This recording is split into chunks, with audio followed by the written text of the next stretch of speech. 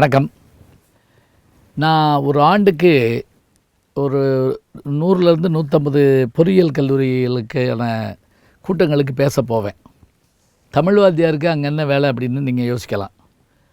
நான் அந்த புதிய மாணவர்களை சந்திப்பதற்காகவும் அவர்களை உற்சாகப்படுத்துவதற்காகவும் நான் கற்றுக்கொண்ட தமிழை அறிவியலோடு சேர்த்து சொல்வதற்காகவும் சுஜாதா போன்ற பெரும் அறிவியல் மேதைகள் எனக்கு நல்ல நண்பர்கள், அதே மாதிரி காலத்தை முன்னோடியாக கருதக்கூடிய கமலஹாசன் போன்றவர்களெல்லாம் என் கூட இருக்கிறதுனால நிறைய விஷயம் சயின்ஸ் பற்றி நாங்கள் பேசிக்கிட்டே இருப்போம். நான் இன்னொன்று மொழிபெயர்ப்பு நூல்கள் நான் சிறு வயதிலிருந்து வாசித்து பழக்கப்பட்டவன். அதுவும் அறிவியல் வரலாறு பற்றி படிக்கிறதா இருந்தால் அது மைக்கேல் ஃபேரடேவாக இருந்தாலும் சரி, தாமஸ் ஆல்வா எடிசனுடைய வரலாறாக இருந்தாலும் சரி, எல்லாருடைய வரலாற்றையும் விடாமல் படிப்பேன். மேரி கியூரி அம்மையாருடைய வாழ்க்கை வரலாறு, நோபல் பரிசு பெற்றவர்கள், இப்படி படிச்சுட்டே இருப்பேன். இப்போ நான் இது எதுக்கு சொல்கிறேன் அப்படின்னா, நாம் பழைய சயின்ஸ் புஸ்தகத்தில் பின்னாடி நோபல் பரிசு பெற்றவர்கள் சர் சி வி ராமன், அதே மாதிரி இதில் இலக்கியத்தில் தாகூர் அப்படிலாம் படிப்போம். அதே போல் உலக புகழ்பெற்ற விஞ்ஞானிகள் அப்படின்னா எடிசனை சொல்லுவோம், ஐன்ஸ்டீனை சொல்லுவோம், நியூட்டனை சொல்லுவோம். இன்றைக்கி அப்படி யார் இருக்கா அப்படிங்கிற விஷயத்த நாம் இன்றைக்கி இருக்கக்கூடிய இளைஞர்களோடு பகிர்ந்து கொள்ள வேண்டியிருக்கு. இதை நான் எதுக்கு எவ்வளோ பெரிய முன்னுரை சொல்கிறேன்னா, இந்த நூற்றாண்டில் வாழ்ந்து மறைந்த ஒரு ஒப்பற்ற அறிஞர் யாருன்னு கேட்டால் ஸ்டீவன் ஹாக்கிங்ஸ். இவர் பிறந்தது இங்கிலாந்தில் 1942 பிறந்தார். இவருடைய தாய் தந்தையர் இவரை அங்கே இதில் படிக்க வைக்கிறாங்க. இவர் படிக்கிற போது பெரிய படிப்பாளி அப்படின்லாம் சொல்ல முடியாது. இன்னும் சொன்னா கோல்டு மெடல் வாங்கினாரானா கிடையாது. ஆனால் பிற்காலத்தில் இவருக்கு அறிவியல் மீது ஏற்பட்ட ஆர்வம் இருக்குது பாருங்கள். அந்த ஆர்வம் இவர் ஒரு உலகத்தையே மாற்றி அமைக்கக்கூடிய ஒரு அறிவாளியாக மாற்றி காட்டுச்சு. இந்த நூற்றாண்டில் 20ஆம் 21ஆம் நூற்றாண்டுகளில் வாழ்ந்த அறிஞர்கள் அப்படின்னு ஒரு பட்டியல் நீங்கள் கொடுத்தீங்கன்னா அதில் அந்த முதல் இடத்த பெறவர் இவராக தான் இருப்பார். இவர் நோபல் பரிசு வாங்கினாரா என்றால் நோபல் பரிசு இவருக்கு கிடைக்கல. ஆனால் நோபல் பரிசு பெற்ற விஞ்ஞானிகள் எல்லாம் இவர் நோபல் பரிசு பெறத்தக்கவர்னு பாராட்டினாங்க. இதோடு போதுமா? இவர் அப்படி என்ன கண்டுபிடிச்சார்? குவாண்டம் தியரி அப்படின்னு ஒரு விஷயத்தை பற்றி சுஜாதா அவர்கள் எழுதுகிறப்பே சொல்வார், இது ஓரளவுக்கு மேலே விளக்கி சொல்ல முடியாது அப்படிம்பார். ஐன்ஸ்டீனே தன்னுடைய கொள்கைகளை பற்றி சொல்கிறப்ப இந்த இந்த இதை எளிய மனிதர்களுக்கு புரிய வைக்கிறது ரொம்ப கஷ்டம் அப்படிம்பார்.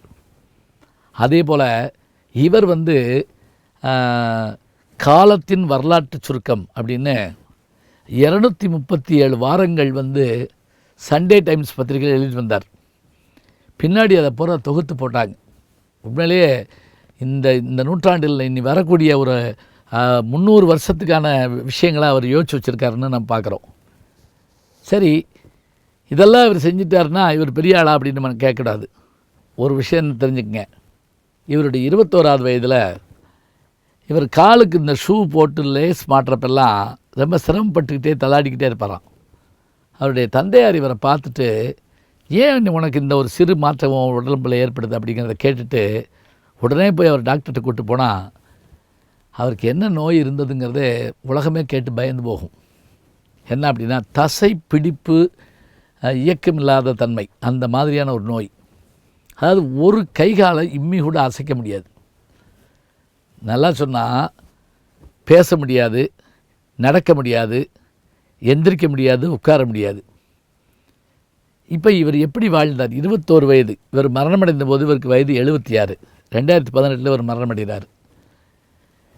21லேருந்து 76 வரைக்கும் 55 ஆண்டு காலம் இவருக்காக தயாரிக்கப்பட்ட பிரத்யேக நாற்காலியில் உட்கார்ந்துக்கிட்டு தன்னுடைய உடம்பு முழுவதும் அந்த இதுகளை மாட்டிக்கிட்டு கண் இமை மட்டும்தாங்க அசையும்.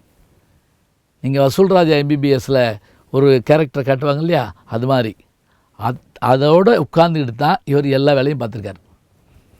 இதில் என்ன அப்படின்னு கேட்டிங்கன்னா, இவருக்கு நல்ல நண்பர்கள் உரையாடுவதற்கு கிடைச்சாங்க.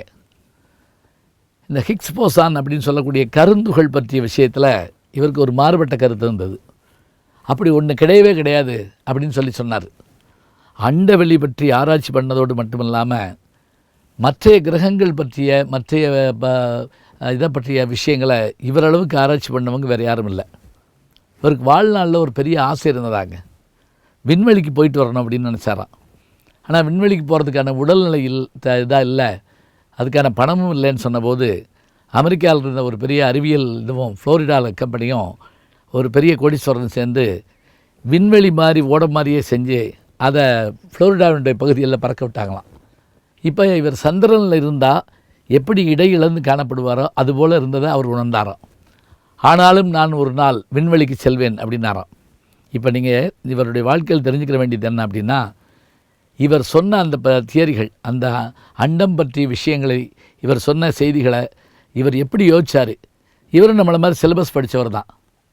அடுத்தது என்ன, எப்படி இப்படி விடாமல் தன்னுடைய ஆள் அசைய முடியாது, பேச முடியாது, எழுத முடியாது, நடக்க முடியாது, ஆனால் இந்த மனிதன் எப்படி சாதித்தார்?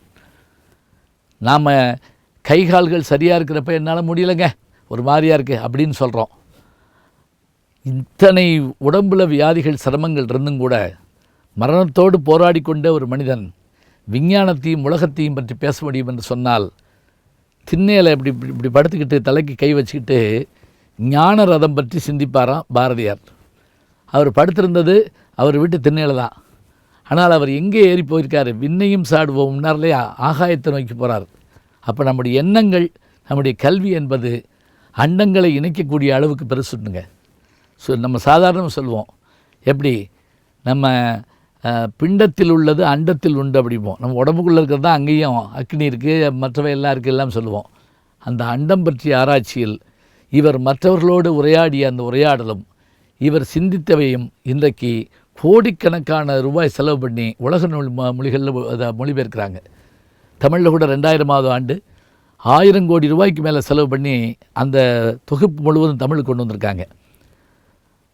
காலத்தின் வரலாற்று சுருக்கம் என்கின்ற அந்த நூல் இருக்கு பாருங்க, அது அவருக்கு அப்படியான ஒரு அழியா புகழை தந்தது.